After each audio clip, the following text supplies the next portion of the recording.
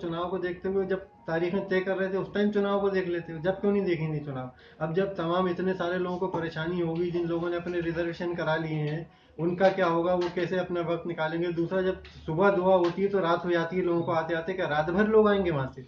और रात में कोई खुदा न खास्ता कोई ऊंच नीच हो, कुछ हो, तो कौन जिम्मेदार होगा उसका? जिला प्रशासन तो कोई जिम्मेदारी लेने को तैयार नहीं है। जिला प्रशासन ने तो अपनी बला टालने के लिए आप पे प्रेशर डाला, आपने उसके प्रेशर में झुके हैं आप बिल्कुल। ये आप गलत बोल रहे हैं अगर ये कहते हैं कि जिला प्रशासन, फिर जिला प्रशासन लगातार दबाव डाल रहा था इनके ऊपर तारीखें बदलवाने के लिए।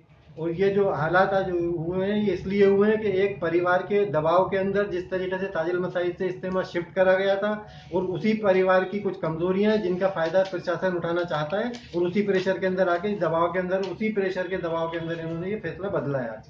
प्रशासन हमसे बहुत दरख्वास्त कर रहा था कि आप एक दिन इसको पहले 25 को दुआ कर लीजिएगा, ठीक है, 25 को दुआ कर लीजिएगा।